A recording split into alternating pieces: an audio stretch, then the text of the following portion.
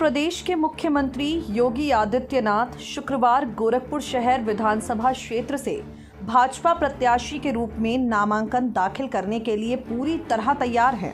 योगी के नामांकन में केंद्रीय गृह मंत्री अमित शाह, केंद्रीय शिक्षा मंत्री धर्मेंद्र प्रधान एवं बीजेपी प्रदेश अध्यक्ष स्वतंत्र देव सिंह भी मौजूद रहेंगे। आपको बता दें, योगी आदित्यनाथ ने अपने 5 साल के कार्यकाल का रिपोर्ट कार्ड है जो जनता के सामने लाकर रख दिया है। योगी आदित्यनाथ ने अपने 5 साल की उपलब्धियों को गिनाया है।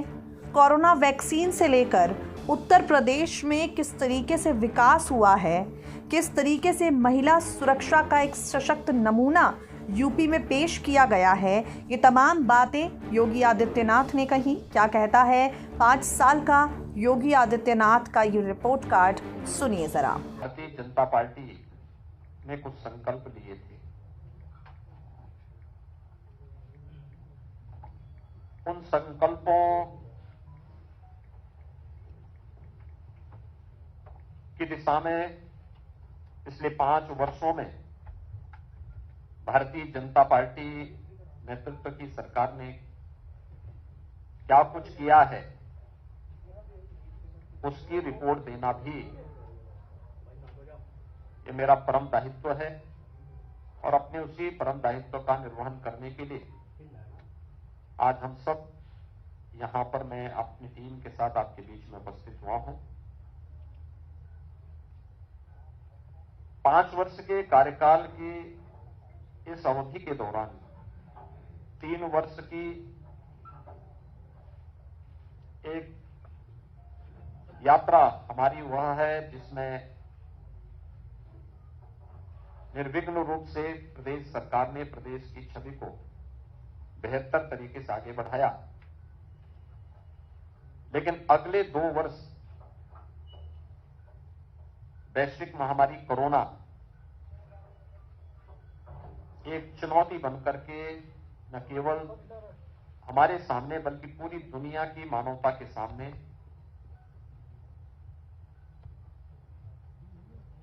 जीवन और जीविका दोनों के लिए चुनौती बनकर के सामने आई थी।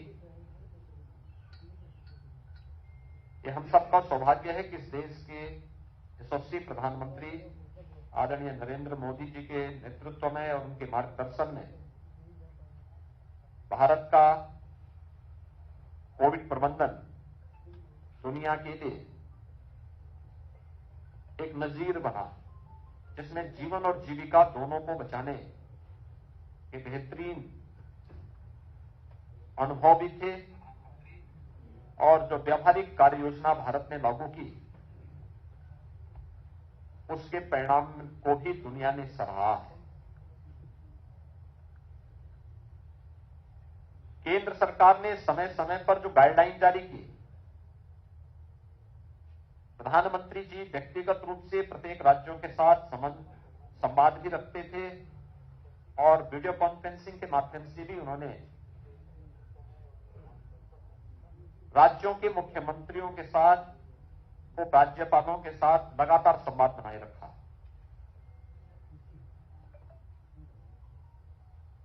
आज उसी का परिणाम है कि देश की सबसे बड़ी आबादी का राज्य उत्तर प्रदेश कोविड प्रबंधन में देश के लिए सबसे बेहतरीन परिणाम देने में भी सफल रहा। जब मैं आप सबके बीच में यहां पर आज अपनी बात को रख रहा हूं, तब मैं कह सकता हूं कि उत्तर प्रदेश की 18 वर्ष से उम्र के हर व्यक्ति को जो एलिजिबल था, उस हर एक व्यक्ति ने कोविड वैक्सीन की पहली डोज ले ली है। यानी 100% आच्छादित करने वाला देश की सबसे बड़ी आबादी का यह राज्य है। डबल डोज लेने वाली 70% से अधिक लोगों ने डबल डोज ले ली है। अगर मैं प्रिकॉशन डोज की बात करूं, जो 60 साल से ऊपर के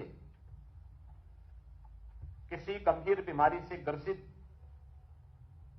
व्यक्ति या हेल्थ वर्कर्स की बात है, तो वह 15,38,992 लोगों ने भी प्रिकॉशन डोज भी ले ली है।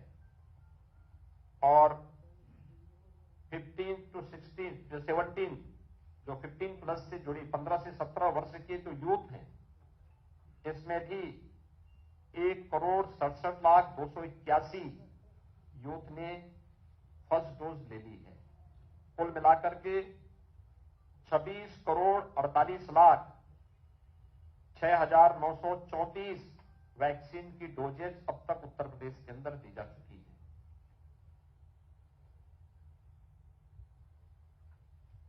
प्रथम वेव को सफलतापूर्वक नियंत्रित करने के बाद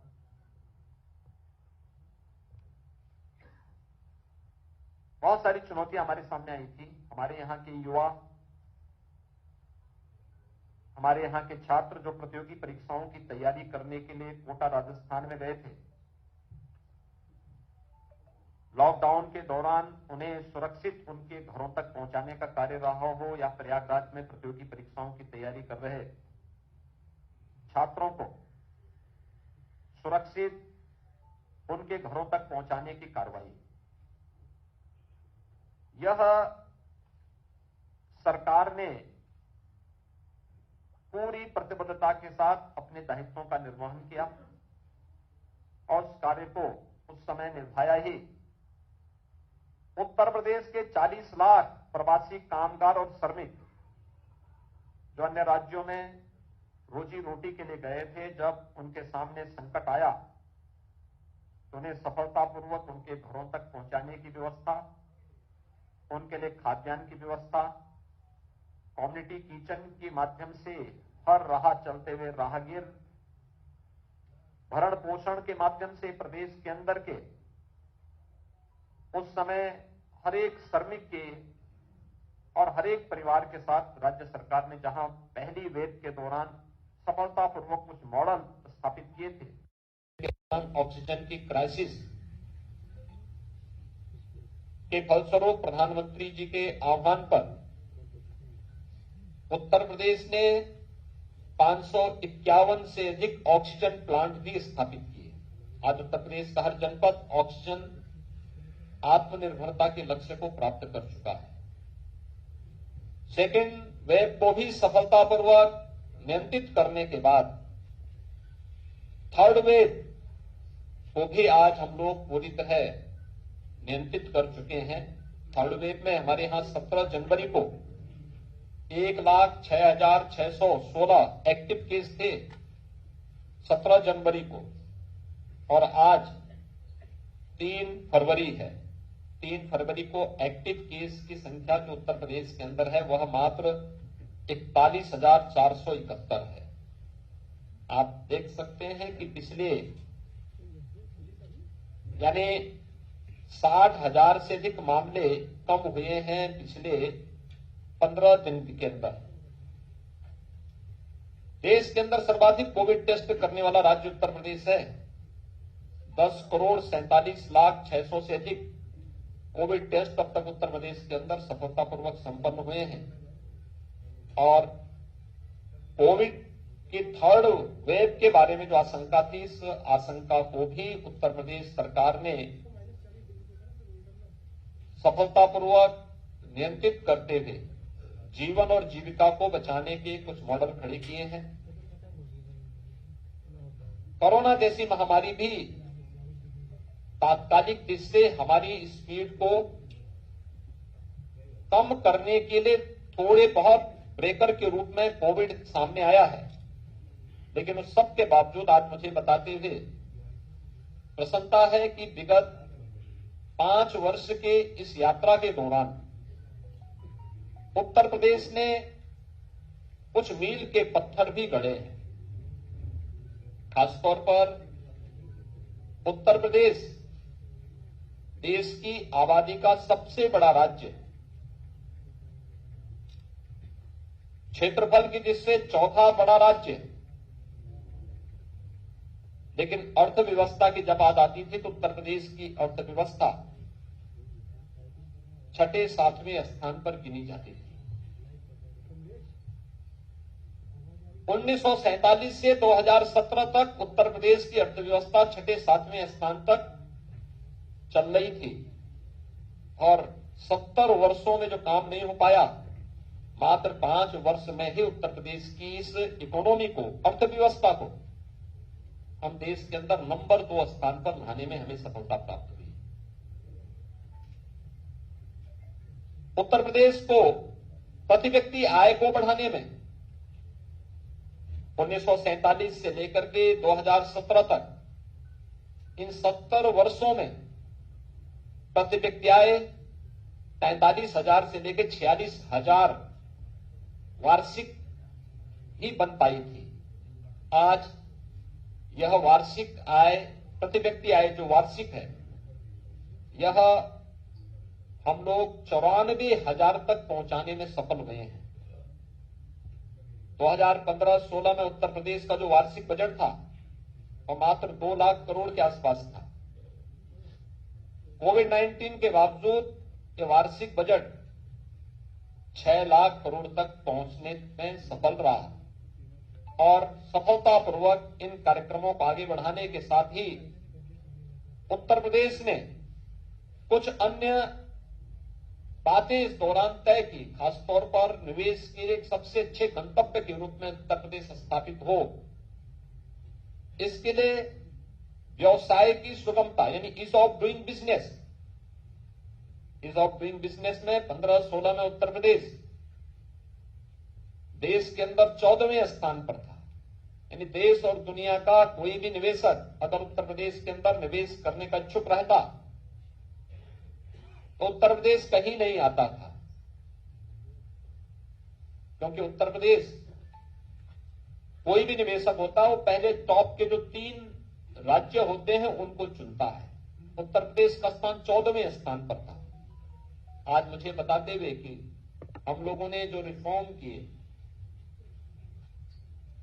व्यापक रूप से तकनीक का उपयोग करके निवेश मित्र जैसे पोर्टल की स्थापना करके तमाम सेवाओं को ऑनलाइन की, सेक्टोरियल पॉलिसीज बनाई, आज परिणाम है Uttar Pradesh ease of doing business में आज देश के अंदर नंबर 2 स्थान पर है।